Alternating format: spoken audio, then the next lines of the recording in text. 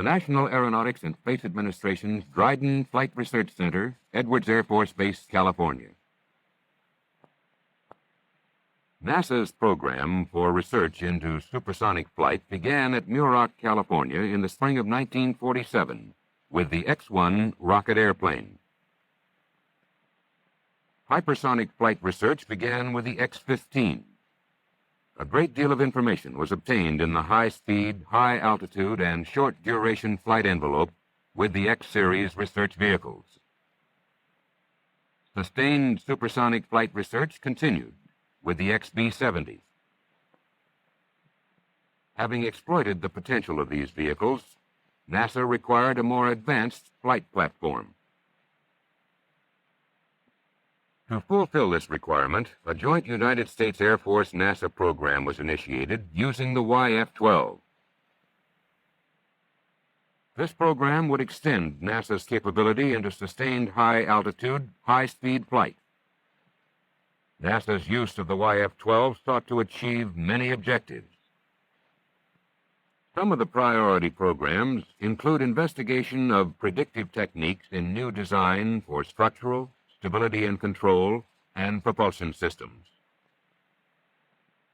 When NASA received the YF-12, significant testing had been completed, providing a ready research platform. The YF-12 is a member of the triple-sonic Blackbird family, a product of the Lockheed California Company facility known as the Kelly-Johnson Skunk Works. The YF-12 was conceived as a high-altitude, high-speed interceptor. Its basic mission, maximum range intercept with an operational radius of over 1,000 nautical miles. The basic design concept was a low-aspect ratio double-delta wing with the propulsion system located in the flow field where base drag would be minimized. Extensive use was made of existing NASA wind tunnel facilities. Beside the usual lift, drag, and stability testing at low and high speed, transonic measurements were particularly critical. The thermodynamic and aerodynamic loads on a Mach 3 airplane are staggering. The operational temperature range for the YF-12 airframe would be from a minus 65 degrees Fahrenheit to a plus 800 degrees. During cruise Mach, the leading edges and inlets run over 790 degrees Fahrenheit, wing and fuselage 450 to 500 degrees, afterburner and ejector between 900 and 1100 degrees, and the tailpipes are glowing white hot. This airplane, capable of sustaining speeds of over 2,000 miles per hour, overcame a giant hurdle in the engineering and manufacturing state-of-the-art. Lockheed had been working with titanium on a research basis since 1949. An advanced alloy of this metal was selected to achieve the strength-weight ratios required in this hostile environment. Full-scale mock-ups and test rigs were used extensively. A four-body section was constructed and subjected to the heat and stresses to be encountered. From these tests, much was learned about hydrogen embrittlement, heat treat procedures, and forming methods. Test panels of the wing box were built and subjected to loads which would be encountered during typical flight maneuvers. Also, it was necessary to provide a means for the skin to expand with an increase in temperature and Mach number. This was accomplished by using cord-wise corrugation and special methods to attach the wing surface to the spars. A comprehensive series of static and proof tests were conducted to substantiate structural integrity. 93% of the structural weight of the YF-12 is titanium. Functional mock-ups were used to prove systems before installation. The complete fuel system was subjected to elevated temperatures in climb, dive, and all aircraft flight conditions. Components of the pumping, refueling, purging, feed, vent and dumping systems were operated at temperatures above 500 degrees Fahrenheit and at altitude above 80,000 feet. Landing gear components were tested to destruction. Standard aircraft tires would not stand up to the elevated temperatures. A radical design was required to endure the long heat soak of Mach 3+ flight. Landing gear tests were run on the drop tower. There were no hydraulic fluids, pumps, or seals that would operate continuously at 600 degrees Fahrenheit. The automatic flight control system, servos, actuators, and cables were installed in an oven and tested for hundreds of hours. Conventional control cables did not pass the test. A watch spring material known as alloy was used to meet the life cycle requirements. The automatic flight control system includes, in addition to the mechanical and hydraulic components, a stability augmentation system, autopilot system, and Mach trim system. This provides stable flight throughout the wide range of operation. Safety of the flight crew was the prime consideration in the design of the escape system. It was essential to provide safe egress throughout the complete flight spectrum from takeoff to cruise. High-temperature electrical and electronic components were practically non-existent. Wires, terminals, connectors, and transducers, developed for the space age, were capable for short-duration temperature bursts, but not sustained high-temperature flight. The cockpit, missile bays, and components required a cooling and pressurization system far beyond the capability of existing design. This brought about an innovation, utilizing inlet bleed air and using the aircraft fuel as a heat sink. Inlet bleed air is in the range of 800 to 900 degrees Fahrenheit. Cooling with this air required a unique approach in the design of air turbines and heat exchangers. The air inlet system involves positioning the spike and matching various bypass airflows. The purpose is to maintain the optimum shock position on the cowl to maximize thrust and minimize drag. In the event of an aerodynamic disturbance in the inlet, known as an unstart, rapid sensing of the various parameters is necessary to regain control of the airflow.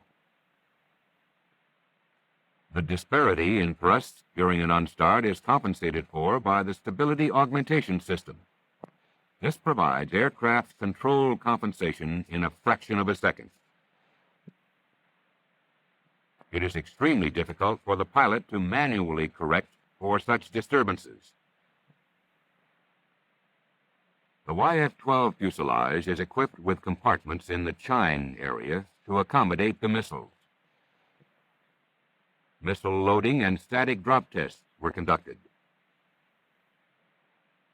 The fire control radar was tested for target search and acquisition above and below and at long distances, beyond the launch platform.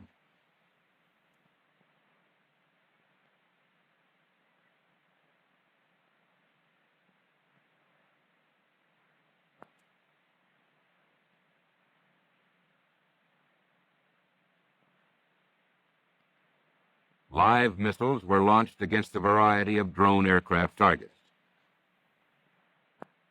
Target interception and destruction was demonstrated. On May 1, 1965, the YF-12 demonstrated its excellence by capturing 9 speed and altitude records in one day.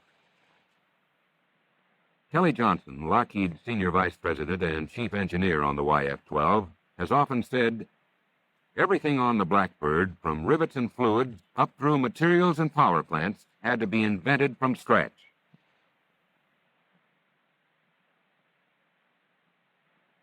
The NASA Flight Research Center received the YF-12 in 1969. The initial program objective was to compile instrumented flight data against which various predictive design tools could be compared in order to assess the state-of-the-art of those predictive design techniques. These tests would contrast early transonic B-47 high aspect ratio wing research data with the low aspect ratio wing data of the YF-12. It also offered an opportunity to compare loads and structures data from the rapidly accelerating X-15 research airplane with the long heat-soaked cruise of the YF.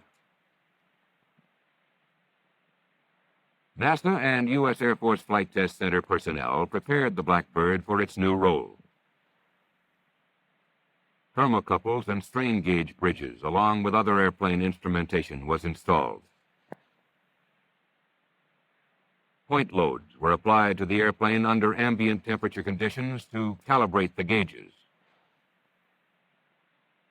A flight test matrix was selected, flying varying configurations of weight and center of gravity at cruise speeds up to 3 times the speed of sound and at altitudes up to 80,000 feet. Temperatures were recorded for each configuration throughout the entire flight. In addition to loads and temperatures, structural deformations were measured at all test points. In order to precisely calibrate the thermal effects on the strain gauges, ground heating tests were conducted. The entire airplane was placed in the test fixture and heated to flight-measured temperatures to calibrate thermal effects on the strain gauges. The tests were controlled by a digital computer program using in-flight temperature time histories. Ground vibration tests were conducted to aid in defining the structural mode shapes. The theoretical work was built around 2 large computer programs known as Nastran and FlexStab. Nastran is a finite element program that predicts structural behavior. This program was developed as part of the NASA space program, and the YF-12 exercised its application to aircraft to the fullest. Utilizing nearly 8,000 degrees of freedom, it took several hours to compute the behavior at each desired condition. FlexStab modeled the YF-12 with some 350 equivalent panels and was used to predict the external aerodynamic loading on the airplane. FlexStab predictions were augmented with pressure distributions measured on a 1/12 scale model of the airplane. This structures research has been completed and reported to the industry at a classified symposium in June of 1974. This work provides an accurate design model for future aerospace vehicles. The current program, directed by the NASA Langley Research Center, will concentrate on the development of new, lightweight structural materials and fabrication techniques. 2 new types of titanium panels have been fabricated, tested, and are acquiring service life history. One uses a weld-brazed process, and the other is of titanium honeycomb construction. A series of composite panels is under consideration. A boron aluminum honeycomb panel will soon be tested.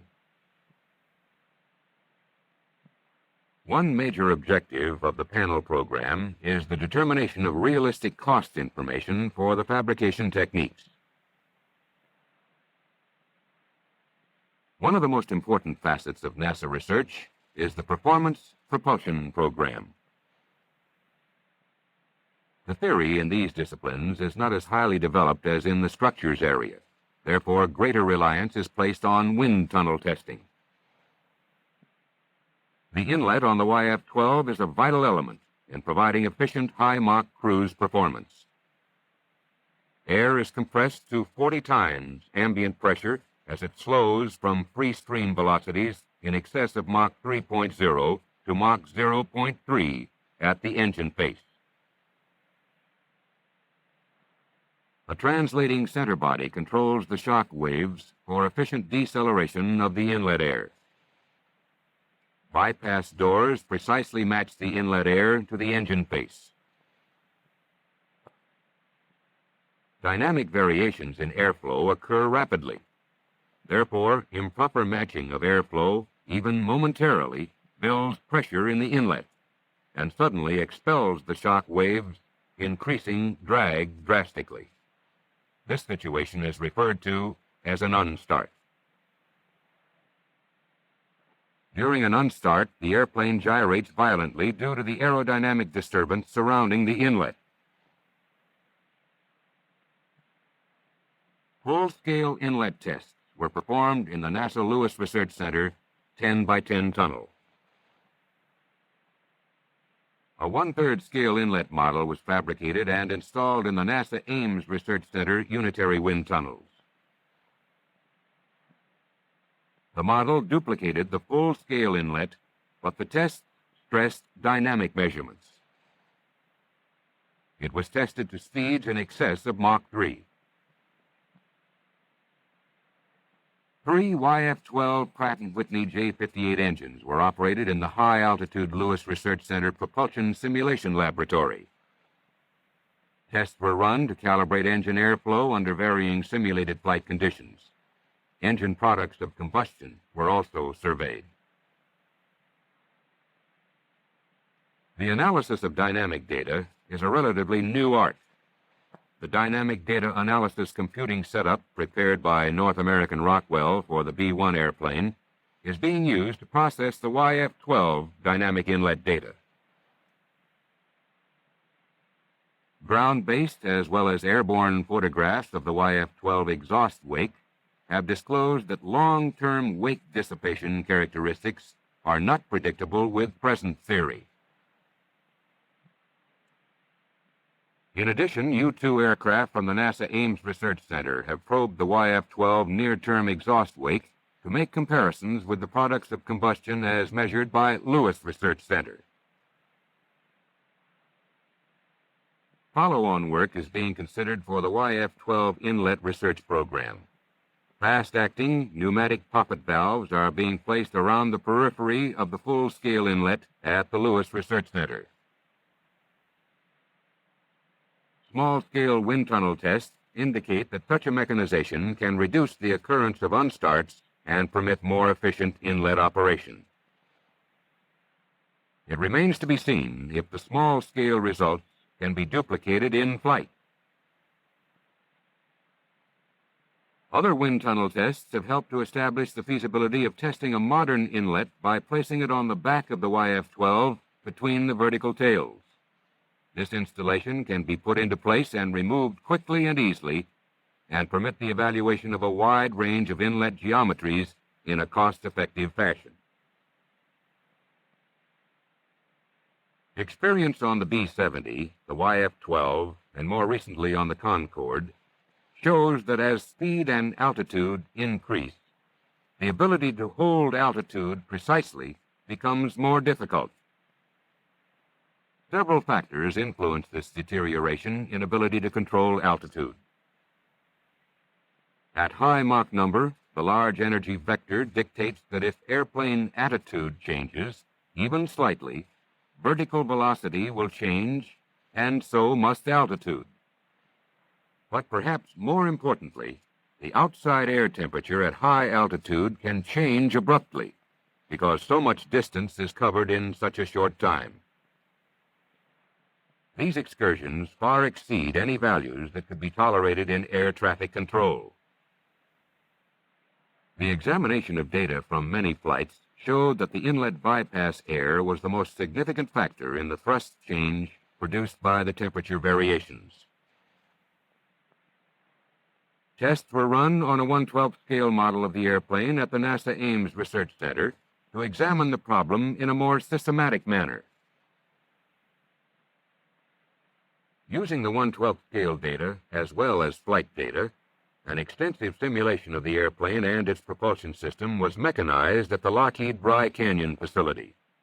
An autopilot mechanization of altitude hold was synthesized to reduce altitude excursions by an order of magnitude in flight. Further mechanization hopes to make more optimum blending of airframe and propulsion system controls. The YF-12 is carrying a series of aerodynamic experiments into the high-speed regime as a sort of flying wind tunnel. One, called the aft-facing step, measures the base drag behind an inclined ramp. Data from this experiment will give insight into the effects of manufacturing tolerances of lap joints, probes, or other protuberances under boundary layer and Reynolds number conditions unobtainable in existing wind tunnels. Skin friction and boundary layer growth have been measured on the long, straight underside of the YF-12. Since skin friction drag can account for as much as 1/3 of total drag at Mach 3, it is important to be able to predict it accurately. This is an extension of work begun on the B-70. As with the aft-facing step, the boundary layer measurements made in flight cannot be reproduced in any existing wind tunnels. Pressure surveys are also being made on the rear fuselage to get a better understanding of fuselage boat-tail drag effects in a real flight environment.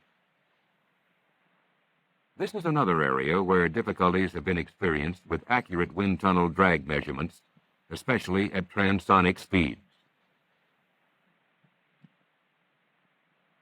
A series of cruciform delta wings have been added to the nose boom. Differential pressure measured from opposite wings allow for the resolution of gust velocity measurements as small as 1 foot per second. This is remarkable when the total velocity approaches 3,000 feet per second. Gusts and turbulence have been experienced at even the highest altitudes flown on the YF-12. These atmospheric phenomena exert measurable, unfavorable effects on the dynamic inlet behavior and on the flight crews. Flight crews are wired for sound on every flight. Measurement of heart parameters as well as exhaled gases give a continuous evaluation of the effect of high-speed flight on the human. Long periods of flight in the pressure suit cause dehydration and fatigue. It has a treacherous, gradual, and cumulative effect on pilot performance. Efforts are also being made to correlate the relationship between biological measurements and crew workload in order to quantify crew workload. The most spectacular aerodynamic experiment, at least in looks, is the hollow cylinder cold wall experiment. The idealized aerodynamic shape of a cylinder, 10 feet long and 18 inches in diameter, is cantilevered 4 feet below the underside of the fuselage. The cylinder is immersed in nitrogen to cool it to minus 100 degrees Fahrenheit. It is covered with an insulating blanket, flown to Mach 3, and the blanket is pyrotechnically removed, exposing it to a temperature of 500 degrees. Instrumentation built into the cylinder will make a variety of measurements such as heat transfer coefficient, boundary layer transition, and aerodynamic noise, all free of the constraint to wind tunnel wall interference effects. By testing the same cylinder in the wind tunnel, the tunnel interference effects can be better understood and calibrated. This is the YF-12, a national asset, a vehicle providing advanced research today for tomorrow's industry, a flying wind tunnel, furnishing NASA with the technical data to keep America the world leader in aerospace.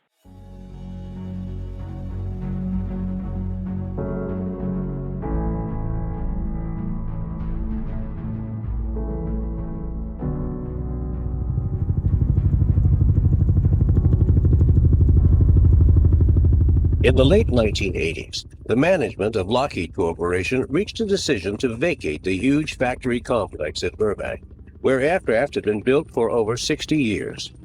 the time had come to move the aircraft work to more modern facilities elsewhere. By 1990, people and equipment were gone from many obsolete buildings that had covered more than 300 acres.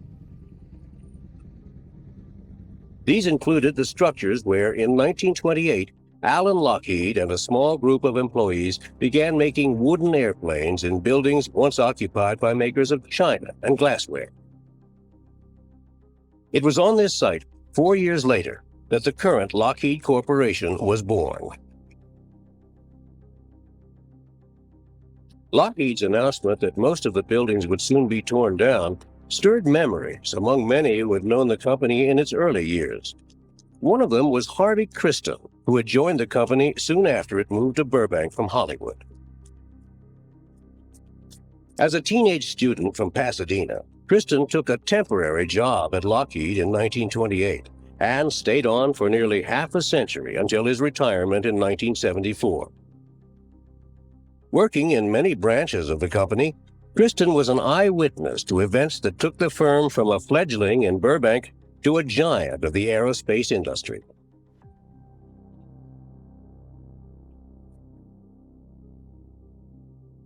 This is where it all began, our first day at work at Lockheed. To my rear was San Fernando Road and Empire Avenue. To my right, the Mission Glass Company. To the left, the China factory. Behind this venerable brick wall, the China Company had become a very important part of the Lockheed complex, utilized for fabrication and subassembly. When Kristen joined Lockheed Aircraft Company, it had only 80 employees, some working in this building that had belonged to the Empire China Company. They were building the Vega, wing monoplanes made of Sitka spruce, and almost in its entirety. Well, since the fuselage, the empennage, the wing, everything but the landing gear and the power plant were made of Sitka spruce, we used principally highly qualified cabinet makers. And these men were extremely proficient in following layout drawings, engineering drawings precisely.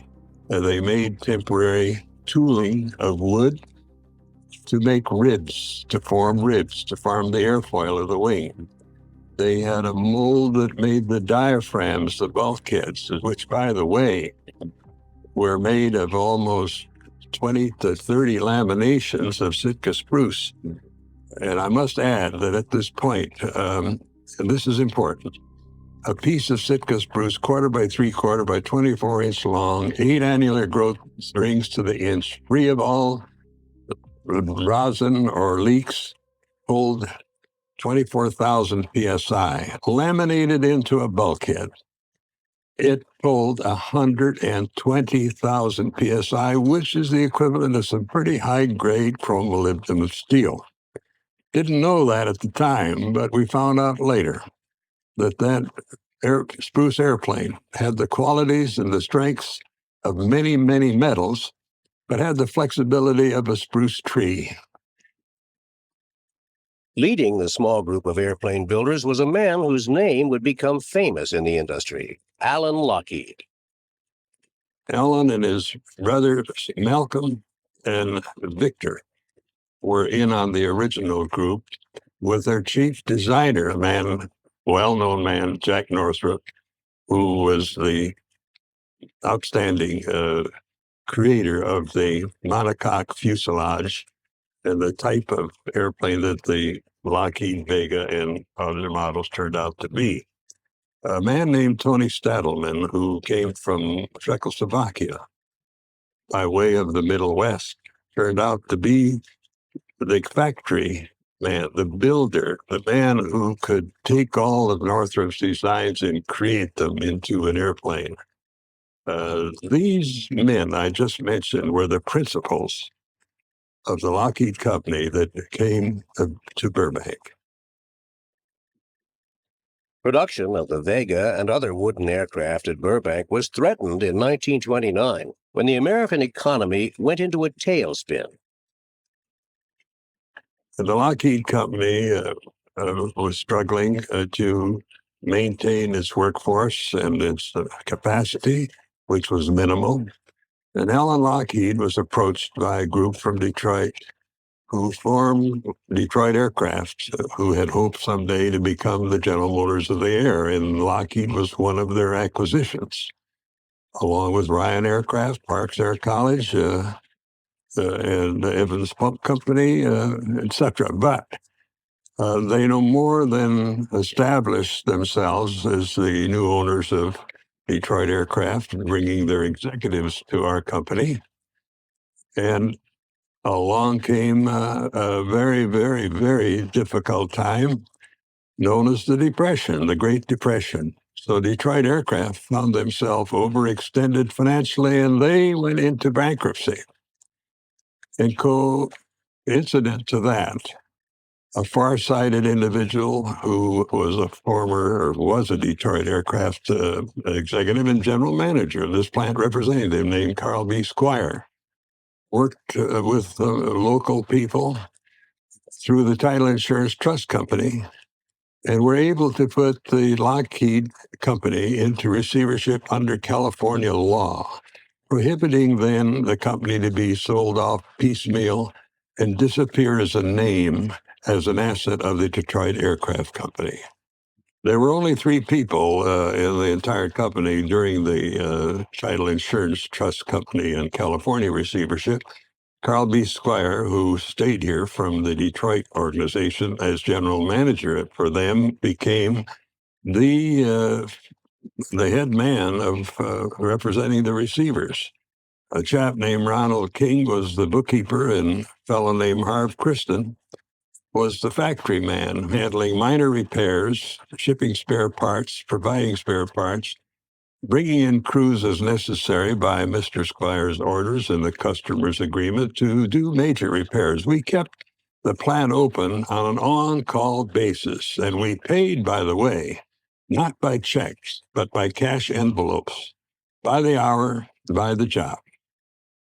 In June of 1932, a small group of investors headed by Robert Gross, including Cyril Chapelet, Carl Squire, Mr. Ryan and Larry Ames, and Walter Varney of the Varney Speed Line, were able to put together $40,000, which seemed to be an appropriate bid at the time for the company. There were others that attempted to consolidate and be bidders, but did not quite make it. Therefore, on the day of the court sale, Mr. Carl Squire, who was going to represent those of us that were at the factory, suggested that I might go down and witness the sale. We took the Lockheed truck. I took the Lockheed truck. We drove down, sat in the rear of the courtroom, very inconspicuously, and observed the following. When Robert Gross presented the $40,000 check to the judge turned to him before closing the sale and said, "Young man, I hope you know what you're doing." And Mr. Robert Gross said, "Yes, sir," most enthusiastically. And with that, the judge hit the gavel on the desk, and sold was a statement. And that concluded the sale out of receivership, but the beginning of our wonderful company that we have today. You know, there was an era in the aviation world when it took a Lockheed to beat a Lockheed. And when better airplanes were built, we said Lockheed will build them. And that's when the Vega brought the good name Lockheed into the limelight as the most reliable, best performing, highest cruising speed, best fuel consumption airplane flying in its day. Famous pilots, Wiley Post, who flew around the world on 2 occasions, once with a navigator and once alone, and then broke the record for high altitude performance with a flying suit of its day, the forerunner of today's astronaut suits, by making a little red Vega that normally cruised at 150 miles an hour, cruise at 350 from our Southern California to the East Coast. Other than Wiley, there were famous pilots such as Roscoe Turner, who flew for Gilmore L Company, He was a flamboyant type of a pilot, but he brought great credit to our airplanes, both the Vega and the Air Express, which became the Earl Gilmore Oil Company airplane, where he, as his mascot, carried the lion, Gilmore. Other pilots, such as Sir Charles Kingsford Smith, who flew the Pacific in a Lockheed L-Terror. And then there was the Magyar brothers, who flew the Justice for Hungary from New York to Budapest, bringing to the attention of the world the freedom for Hungary. Well, Jimmy Doolittle came to us as a bit of a hero because he had made the first flying landing in Dayton, Ohio under a hood. That had never been done before. Complete landing without sight of the terra firma. When Jimmy Doolittle acquired his Lockheed Orion, a derivative of the old original Vega design, he was the research pilot for the Shell Oil Company. By 1934, the company had made the management decision to proceed with this new Electra Model 10. And it was built assembled primarily in the hangars that were left here by the old original Lockheed Detroit Aircraft Company. Final assembly, if you please, outside of the hangars, because the hangars are not big enough to take on the wings of the airplane and the assembly. From there, they proceeded to our own little flight line along this railroad strip, not yet anything but a dirt runway. And from there, the initial Electra flew and was tested and accepted by our then chief test pilot, Marshall Heedle, and a pilot on loan from the Boeing Company. The reports on this new twin-engine all-metal version of the Lockheed airplane began to come back from Michigan, recommending the abandonment of the single fin and rudder and the adding of the double tail, the twin fins and rudders, for directional stability, for single-engine outperformance. And that was accepted on the spot. And as a result of that decision, that became the hallmark of the Model 10 Electra, this double tail. And it was recommended by none other than Clarence L. Johnson, who very shortly became the chief aerodynamics of our present company. During the 1930s, some very interesting and famous pilots came by to evaluate our Electra because of its very, very high performance characteristics, and especially its single-engine performance and its long range. Amelia Earhart was another one of those famous and wonderful persons that we got so well acquainted with, because when Amelia came to acquire her first little red Vega, as she called it, she put on a pair of Lockheed coveralls and went out in the shop and worked next to the woodworkers and the cabinet makers, and then the final assembly, and went out on the flight line as part of the crew, and was a most gracious lady and a most appreciative lady, because she knew when she flew her airplane, almost every nut and bolt of any importance as it was assembled, her confidence factor was improved immensely by the fact that she was a part of the building of her little red Vega. And naturally, we were so proud of her because she flew the Atlantic alone and was quickly named Lady Lindy.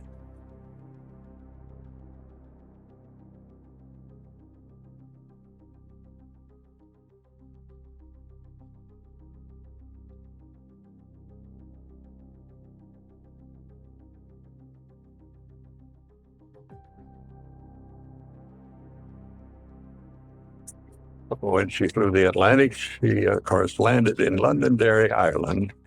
And the people, of course, that were most gracious and most appreciative of her wonderful accomplishment. Later on, in years to come, we had another great experience with Amelia when she came out to personally become involved, just as she did on the Vega with her Model 10E Electra, that it was very specially built for her because she was going to carry approximately 1,100 gallons of fuel. She was going to have special navigation equipment.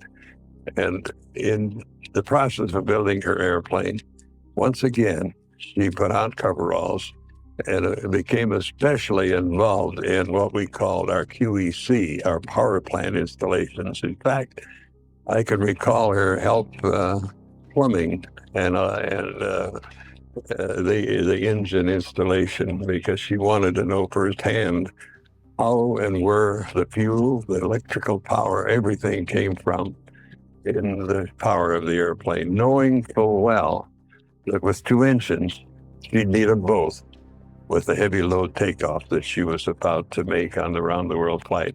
In other words, they, once again, Amelia became part of our crew, part of us, in the process of building an airplane. Another demonstration of a great pioneer and a wonderful lady. Then there was Charles Lindbergh and his wife Anne, who frequented our place daily almost during the process of the building of their Cirrus. We built it, of course, as a fixed-gear land plane, but knowing in the final analysis that he was going to do a route survey of the Pacific for Pan American, but that Cirrus that he and Morrill Lindbergh acquired was very special because we put a canopy on, we put things on to protect them from the elements because Anne became his navigator and his radio operator.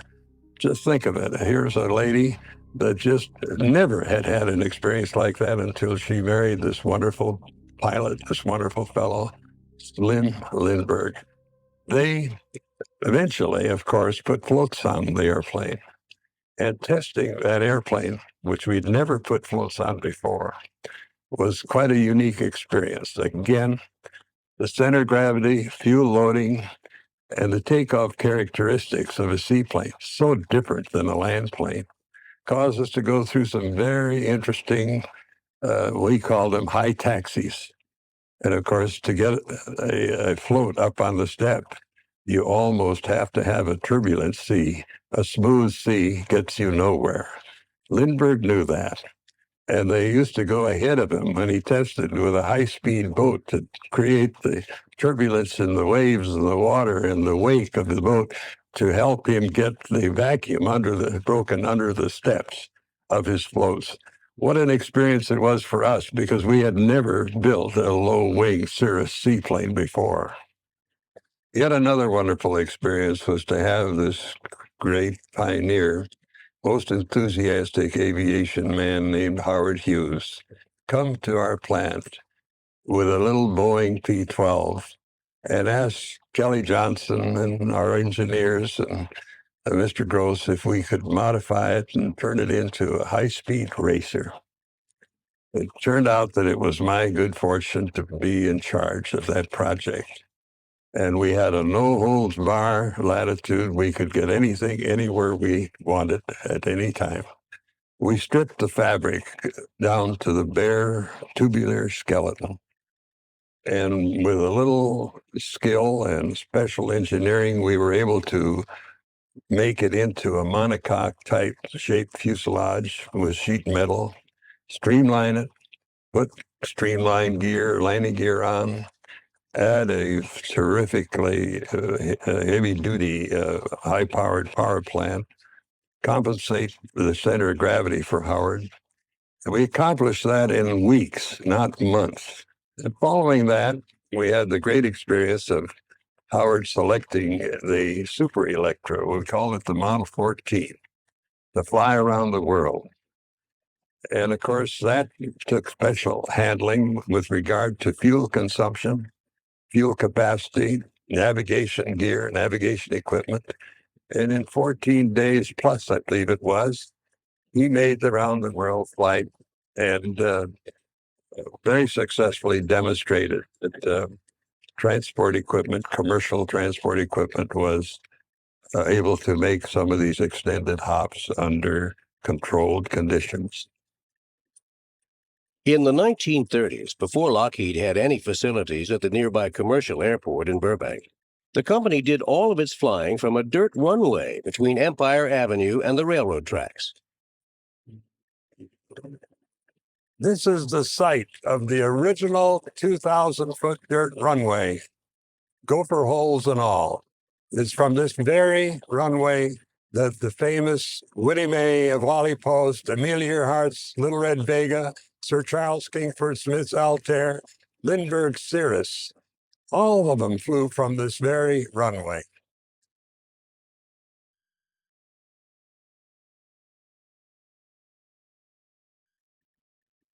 In the late 30s, war broke out in Europe. The British had an urgent need for new aircraft. Lockheed offered to build a new bomber.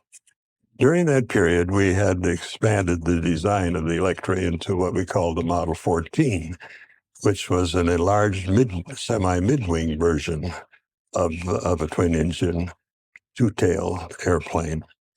And at that particular time, the British were interested in getting support in the form of a patrol airplane to protect the coast of all of the British Isles. They came to the United States and reviewed the designs of our aircraft and others, competitors. They chose the Model 14, which we, in a 24-hour period under Kelly Johnson's supervision, converted into a mock-up of a Hudson bomber. And this is a very, very important area of the original Lockheed as we know it today. This is where Robert Gross's executives resided in their offices we knew as Mahogany Row. Also, this very spot, and through a switchboard right up in that corner, came the word from London, England, from Cortlandt Gross to Robert and his team that the Hudson bomber contract, up to that time the largest contract ever given to anyone in these United States, was consummated. When we received that order, immediately we had a procurement program established that was second to none, with the organizations such as the Aluminum Company of America and the engine manufacturers, because 200 Hudson bombers in one initial order never had come to any company in that quantity before, on a schedule that was so uniquely developed to meet British requirements. And the next requirement became, where are we going to build all these airplanes? So the company could only expand in one direction because Burbank was on the east, and that was it. So westward we came. We closed off a street called Lincoln Avenue and moved all the way up to Buena Vista, which is a offshoot of San Fernando Road and Turkey Crossing, where the little plant first started. As production accelerated and we were beginning to accumulate airplanes in our test area, and by the way, our test strip was the old dirt runway at B1. We did not have a paved runway, no lights, no traffic control. We were the traffic control by way of the pilot house, as we called it, right at the edge of that little runway at Burbank. And that's where the Hudson started his first testing and his first flying.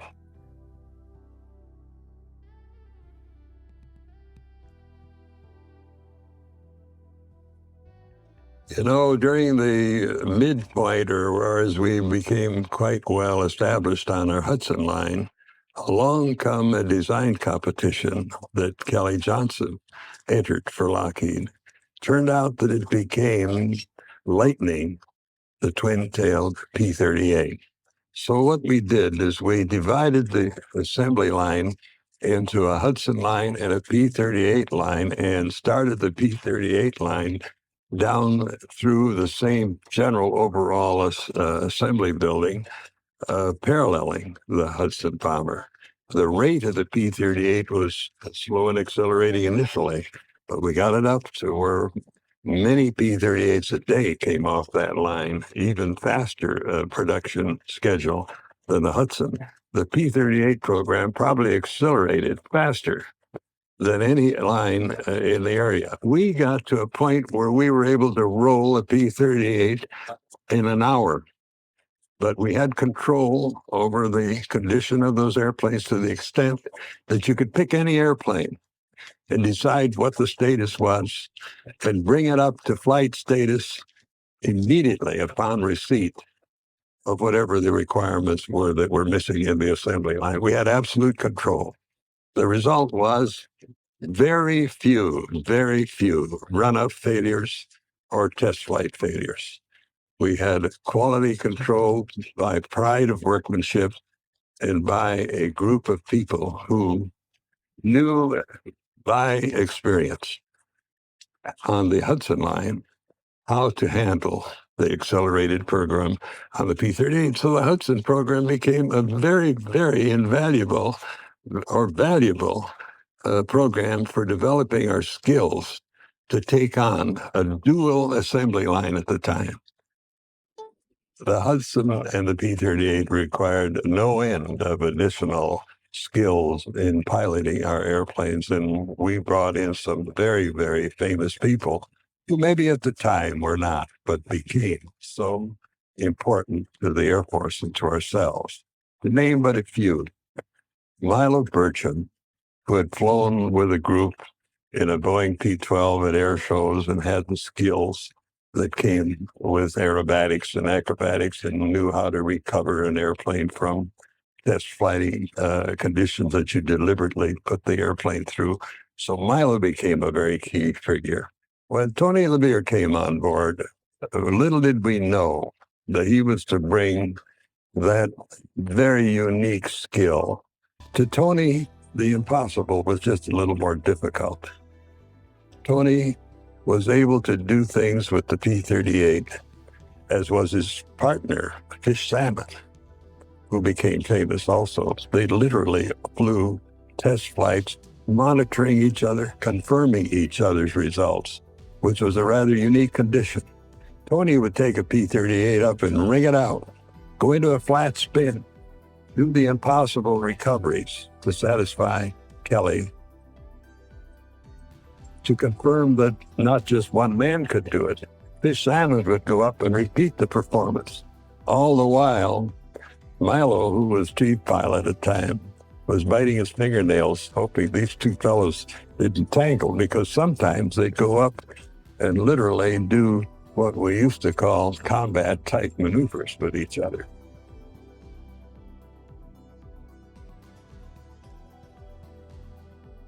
Right about the time that the P-38 and the Hudson were going full swing, there was a need for second sources of some very prominent and very important airplanes, and one of them was the B-17. So all of a sudden, there became a subsidiary that had already started in the old China factory at what we call the old Lockheed Company as a design group with Mach Short and a few important people that came from the Stearman Company. This fully owned subsidiary was known as the Vega Company, very proudly, because the Vega, in its early days, as you know, made the name Lockheed quite famous. So as the Vega Company came into being as the second source for the B-17 program designed by the Boeing Company, it became the number one second source, the other source being Tulsa, Oklahoma, run by the Douglas Company. The Vega Company built the facility around the assembly lines as they developed and the fabrication shops developed, expanded as the airplanes were being built and assembled, literally built the buildings over the workforce. This excellent facility of its day, built on the southeast corner of the airport, was to become the home of the Vega Company, a wholly owned subsidiary of Lockheed. One of the unique things about the Vega Company was when the Boeing Company had a challenge that would come from the Air Force to modify a B-17, the request would go out to the two subsidiaries. The first chin turret to protect the nose of the gunner and the nose of the airplane and the crew was a Vega installation. And I remember well going to the Long Beach staging area where we took our P-38s and Hudsons that were flown into the Pacific Theater, the Hudsons to Australia, the P-38s into the General Kenny's work task force. that when a B-17 showed up at Long Beach with a chin turret on, you watched the ferry command. They'd come out and walk up and down that line. And when they saw a chin turret on the airplane, that was their baby, because not a one had to be ditched in the drink. The Vega B-17 line, as we knew it, was built in the facilities adjacent to Hollywood Way, and literally in a facility that wrapped itself around the then Lockheed Air Terminal. And they successfully produced well over 2,000 B-17s on schedule to the latest Air Force requirements with a quality standard that made them second to none. You know, about that time, Pearl Harbor, you know, the scare of the submarine off of Galita, there was a scare that came across the entire West Coast. Shipbuilders, airplane builders, anybody that was vital to the defense program had to have the ultimate of protection. And somebody came up with the idea of camouflaging our plants. And, you know, this was quite an experience, because once again, all the trusses and all the cables and all the support structure had to be built over our heads as we were building airplanes. And the part that was so darn messy was the fact that they used chicken wire, as we called it, to stretch over these buttresses and cables and so forth over our plant. And then what did they do but blow feathers with an adhesive, waterproof adhesive, onto these wires? So we were picking chicken feathers out of our airplanes, out of our hair, all at the time we were building airplanes. But believe it or not, when we found out through aerial shots what our plant looked like from the air, we suddenly discovered we were a little community of houses and business buildings that somehow or other, the giveaway only that we detected was the fact that a railroad track ended and began in the middle of this little community that was called camouflage. Right in the middle of this intense production program, our great Kelly came up with another dream. Because suddenly there'd become available in England an engine designed by a Mr. Whittle. It was called the Whittle turbine. And while that was going on, Kelly had already designed on paper how he was going to apply that little engine and that thrust to an airplane. That airplane became known as Lulabelle. It was built in tents. It was built in little buildings that suddenly became vacated and available, and then became secured and fenced off. And suddenly out of that little complex came drawings.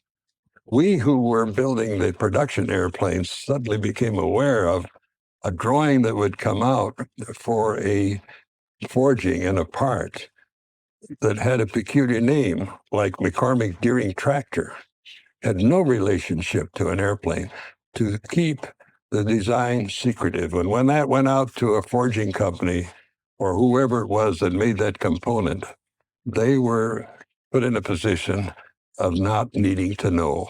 And that was the key. Unless you had a need to know, you didn't ask questions, you didn't become involved.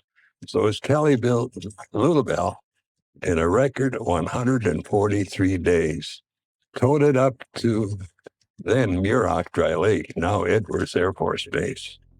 And again, here comes that wonderful guy, Milo Burcham, who was elected to make the first flight in Lulabelle. Lulabelle was very successful.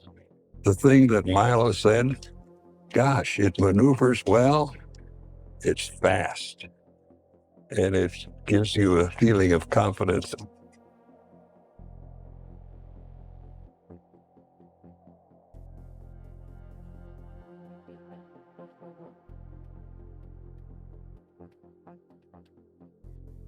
The flight of the XP-80 in 1944 launched Lockheed into the jet age.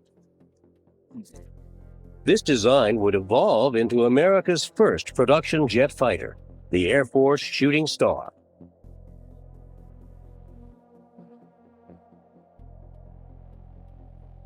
While the first flights were being made, a new building was under construction on Empire Avenue, where the Skunk Works team would begin production of P-80s. This is the famous cotton shed, built and patterned after the cotton bale storage places of the South. It was where the YP-80s were built, which were the forerunner of the production version, the P-80 Shooting Star. In the middle of the YP-80 project, there came a very special assignment. Secretively, we were to put slipper tanks out on the wingtips. The wingtip fuel tanks gave the P-80 enough range for combat missions. The Burbank plant built over 1,000 P-80s. In the 1950s, they served in the Korean War and elsewhere around the world.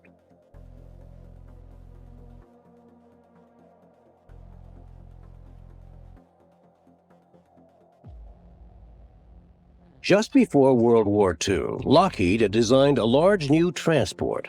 It was given a name that would become widely known. The name Constellation became a famous name in our company, and we always named our airplanes after stars or constellations of stars.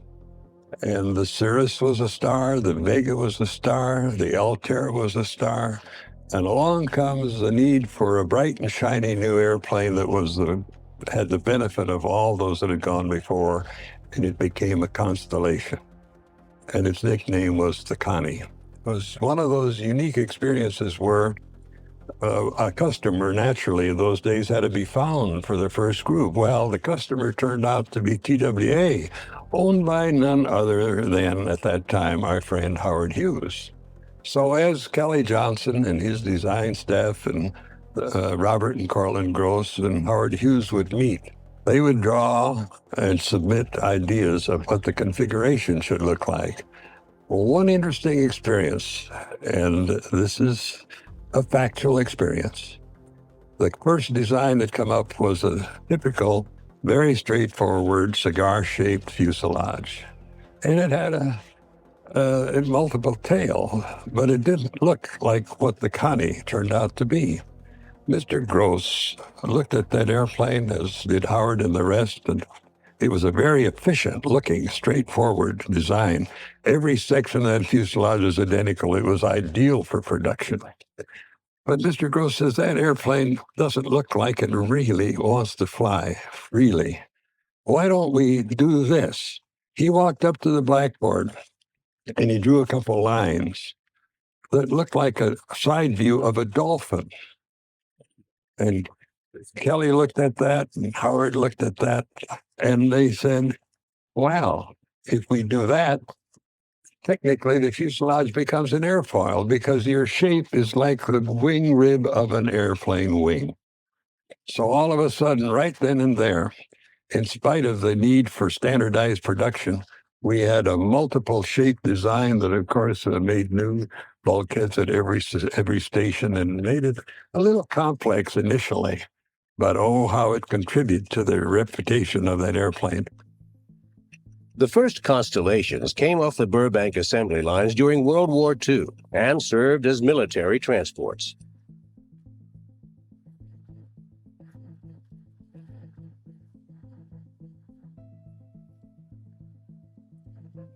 At war's end, commercial airlines would begin ordering Constellations. Eventually, they would be in passenger service around the world.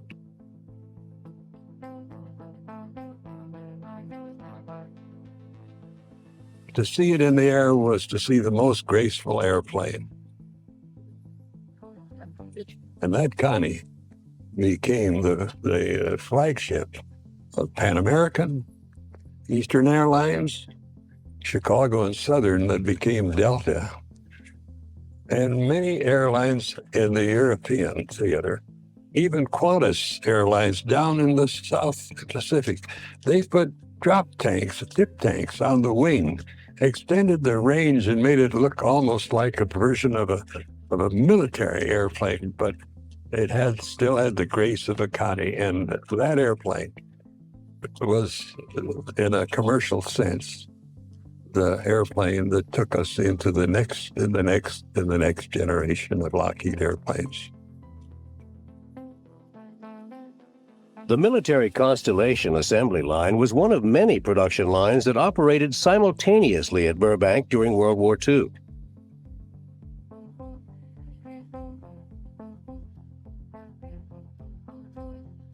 Employment grew by the tens of thousands to meet wartime schedules. The employment grew so fast, keeping head count was a near impossibility for us in the factory area. In fact, it wasn't our responsibility.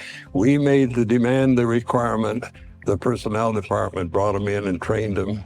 We certified them as being ready to go. We had a last word to say he's ready or send him back for a little more, give him a little more help. But in that process, all of a sudden, including our outlying plants as far away as Bakersfield, Beverly Hills, believe it or not, the old Ford motor plant called B2, the old Willys Overland plant in Maywood, where we made our drop tanks for our P-38s. All of those airplanes and all of those called for the maximum effort on personnel and training.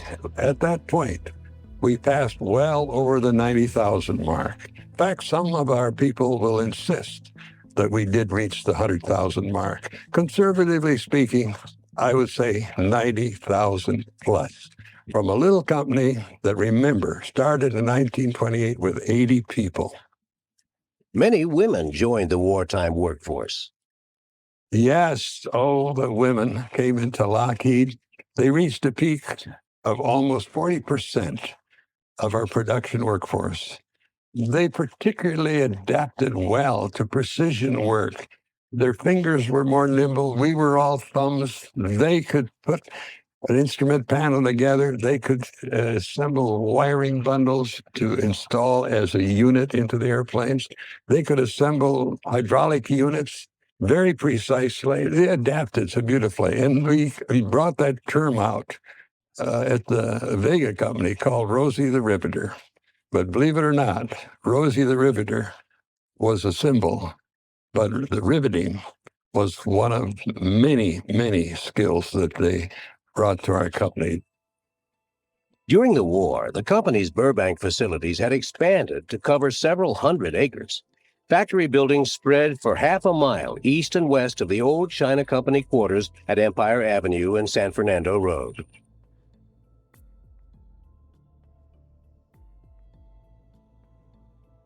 A mile to the west, another factory complex had been created for B-17 and Constellation production. By 1945, the Burbank factories had built almost 19,000 combat aircraft for America and her allies.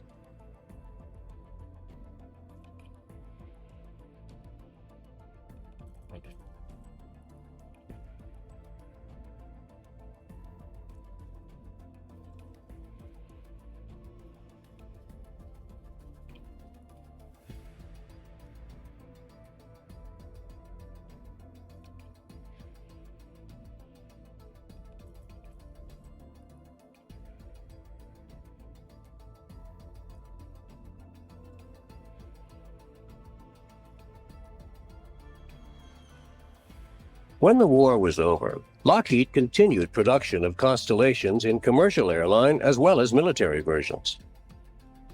The company and its Vega subsidiary also began designing new aircraft, including one for the Navy's anti-submarine patrol missions. It was named the Neptune. They wanted it to be compact, not cumbersome, small by comparison. So they come up with the idea that it would be a two-engine airplane with a tremendous fuel capacity to stay on station and yet have the ability to carry the payload that was required. And it had to have some unique features never before installed. For instance, it required a magnetometer that heretofore had been used in the oil industry to find and locate oil fields, which was a device that was attached to the airplane. It looked like a stinger. And so the P2V Neptune was the second breath, you might say, of the beginning of the very successful career of the Vega Airplane Company and its contribution to the services. And another version, Operation High Jump, South Pole Expedition. Suddenly, we got the request to develop a ski airplane. Well, it come out that it wasn't just one. It was a sequence of ski airplanes, backup airplanes, where the Navy was going to go to the South Pole and do some exploratory work. Another very important contribution that P2V was made to the Navy and to our services and to our country was the fact that it demonstrated that it had the ability to stay airborne for hours beyond any aircraft up to that point. To demonstrate that, a commander took an airplane and designated the Truculent Turtle. What a name for an airplane that performed like the P2V. He flew that airplane nonstop from Australia to Columbus, Ohio. And incidentally, when he landed, he played it safe. He had enough fuel on board. He could have gone to the Navy base in Washington, D.C. During 16 years, starting in 1946, the Burbank plant built more than 1,000 Neptunes in many versions. The P-2 also was built by the Japanese under license from Lockheed.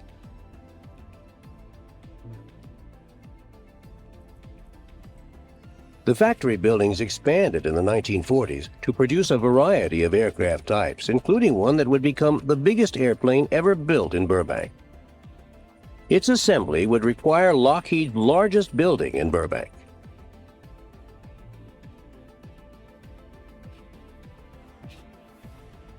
In the mid-1940s, Lockheed was fortunate enough to be contacted by the Navy to develop a heretofore never designed or built aircraft known as the Constitution. It required a very special hangar. We called it the Constitution hangar because it had to have a clearance for that fin on that Constitution of 6 stories. The cockpit, in fact, was 3 stories above the ground. This facility hereafter was known as the Constitution hangar. Designed to take off at a maximum weight of 92 tons, the Constitution needed turbine engines. Because turbines were not yet available, the 2 prototypes began their test flying with piston engines of 3,000 horsepower each. The mission was to transport Navy personnel and their equipment, as well as a senior officer in an airborne command post. Took the initial first number, serial number 1, to Patuxent River, and to the amazement of the Navy test pilots in the program down at Pax River, this airplane did things that no other airplane had ever done. And why? Because for the lack of the turbine engines, we installed JATO bottles integral to the wing. And we could take that airplane off the ground with the equivalent of 5 engines in power. Each of those JATO bottles developed 1,000 pounds of thrust for 14 seconds. And when you put 16 turbine valves, 8 on each side, 1,000 pounds each, suddenly you had 16,000 pounds of JATO thrust. Lack of power kept the Constitution from full production, but the prototypes were forerunners of huge jet transports that would fly 20 years later. By the mid-1950s, turboprop engines were available. Lockheed began producing a new commercial airliner, the L-188 Electra, using Allison T-56 engines.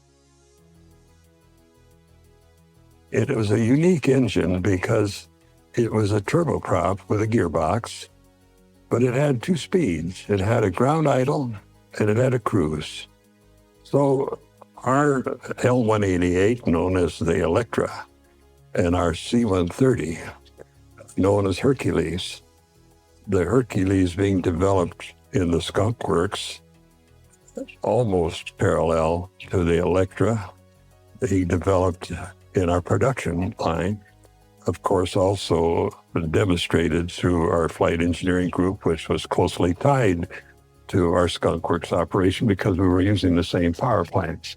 We come up with this unique development where we could give to the airline commercially an airplane that could get in and out of facilities that no other, even reciprocating engine, in some instances, could handle, because of its unique ability to use maximum power with a constant speed engine. So the L-188 became a forerunner, of course, of the pure jet airplane, and airlines like American and Eastern flew that airplane and got maximum performance out of the airplane. The arrival of the pure jets brought an end to Electra production after only 170 sales. But the basic design would soon lead to a new naval patrol aircraft that would remain in production for decades. As the transition from turboprop to pure jets come along, and the Electra line had served its purpose during that transition period, we had an airframe, we had a hull, so to speak, that had many potentials. And we had a power plant that had obvious growth, and it became the Navy version of the L-180H, which is known as the P-3 Orion, or the P-3 ASW aircraft. Lockheed built more than 500 P-3s at Burbank before production was moved to other facilities. The Orion became the principal maritime patrol aircraft of a dozen nations.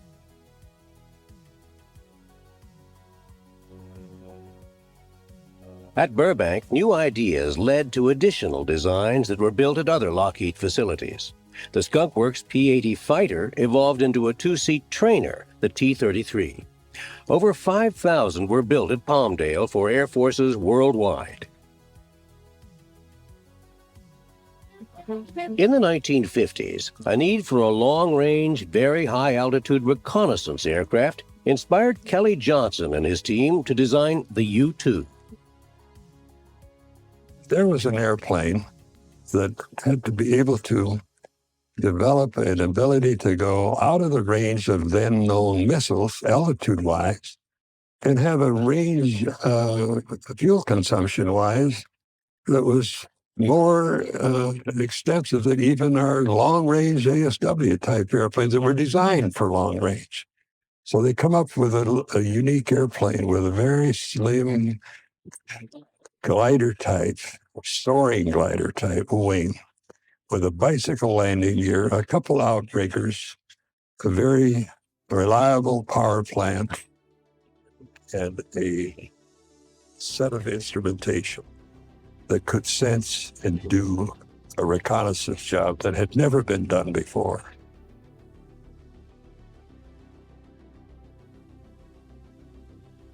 Working closely with Johnson on the U-2 and later on other key programs was Ben Rich, who was to become head of the Skunk Works when Johnson retired.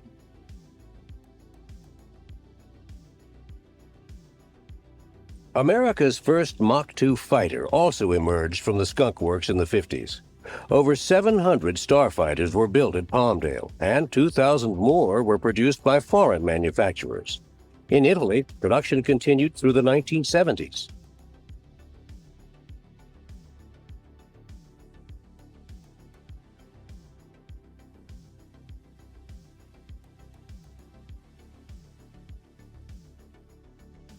By the early 60s, the huge Constitution hangar at the Burbank Airport was shrouded in Skunk Works secrecy. Inside, a radically new aircraft was taking shape, fabricated mainly of titanium. Much later, it would be revealed to the world as the SR-71 Blackbird.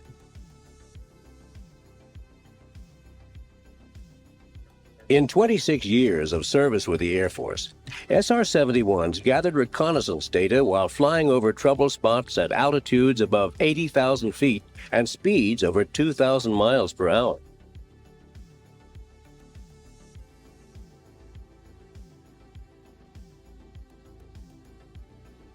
The Blackbird set world records for speed and altitude that designer Kelly Johnson predicted would be long-lasting.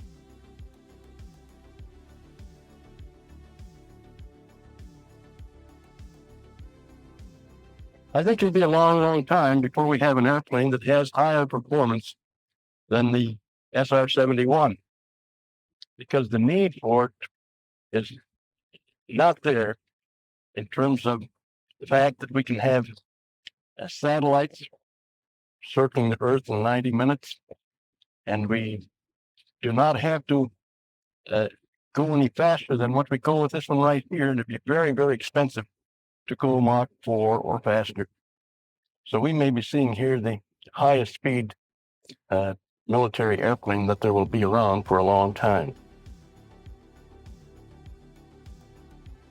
In 1969, Lockheed received a Navy contract to develop a new anti-submarine patrol aircraft that would operate from carriers.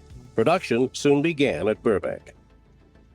Coincident to the production of the P-3 and as a parallel and a new development came an onboard carrier type, a two-engine anti-submarine warfare airplane that had multiple missions even beyond the basic ASW as a tanker, as a support aircraft for the PS-3 fleet, which accompanied the carriers.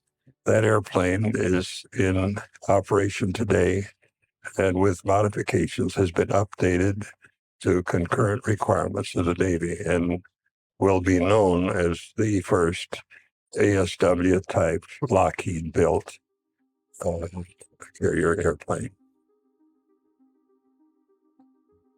In the 1970s, we came into the wide-bodied jet field with a high-capacity L-1011 TriStar, an airplane that was so far ahead of its competition design-wise and capability-wise that it became another hallmark of Lockheed achievement. It was fabricated, sub-assembled in Burbank. The assembly line and the delivery operation was at Palmdale in a new facility built primarily for L-1011 production. The airplane, even today, is in use in various parts of the world, and you hear of it having new duties to perform by new operators, new challenges, and it'll be around for a long time as a standard.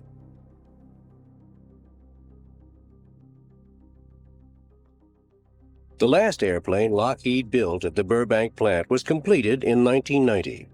It was an F-117A stealth fighter, produced in secrecy like many of its predecessors by the Skunk Works.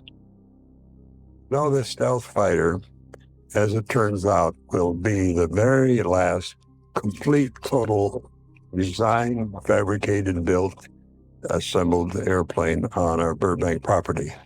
It will have, for its lifetime, the signature of Ben Rich, endorsed by Kelly Johnson. And by a strange coincidence, I must add that the wingspan of that little F-117A stealth fighter is exactly the same wingspan of the original Lockheed Vega, 42 feet.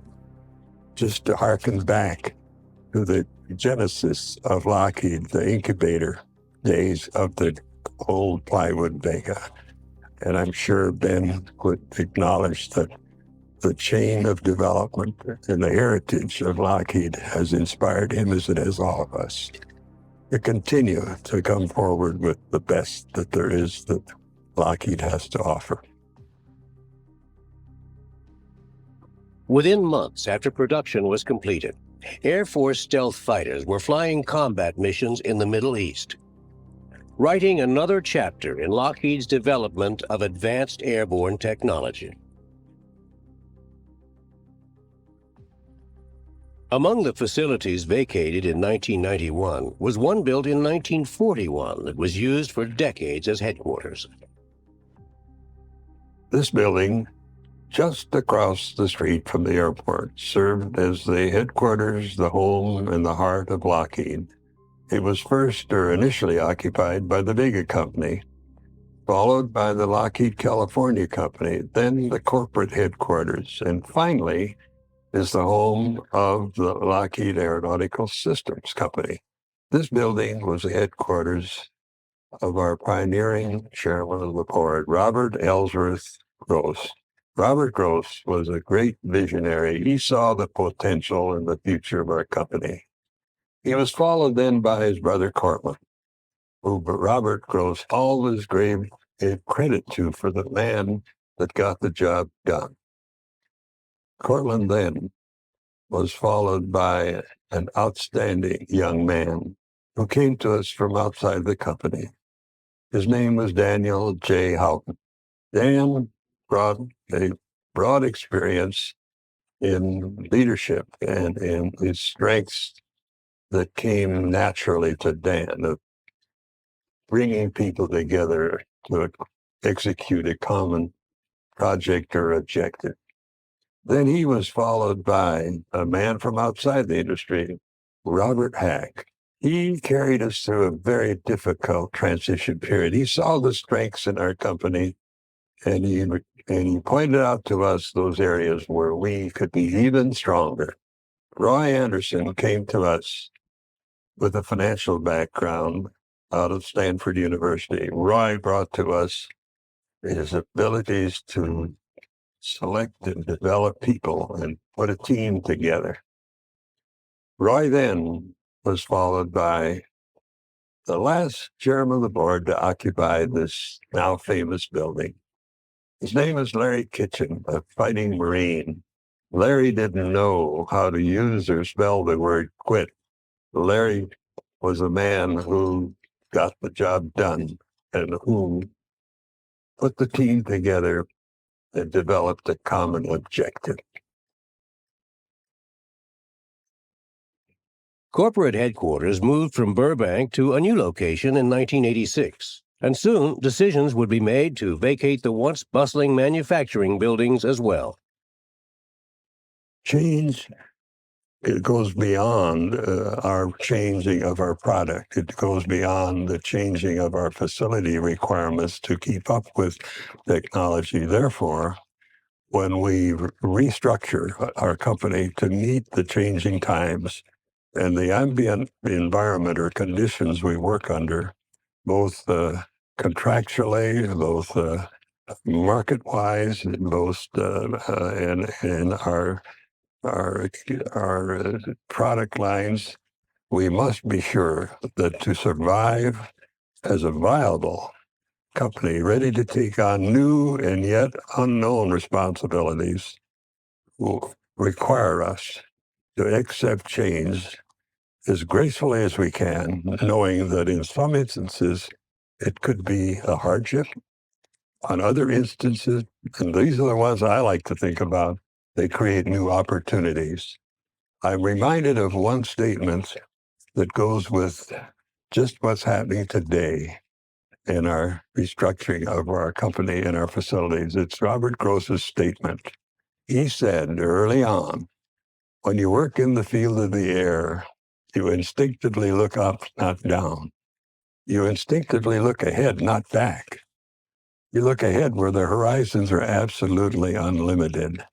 And looking ahead is what we must do today, and accept change and accept the need to grow and to take advantage of the changing times and the opportunities they make available to us. Harvey Kristen returned to the old plant site for a last look at the vacant buildings where Robert Gross had his original office at Lockheed. These 50 years of association with our dear Lockheed has been an adventure in friendships and relationships of the greats of our company and the greats who flew our airplanes. This then teenager will cherish those memories forever.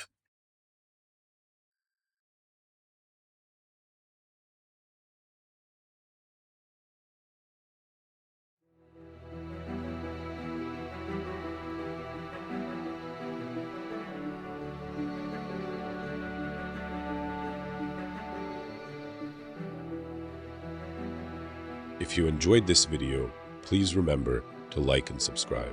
And as always, thank you for watching.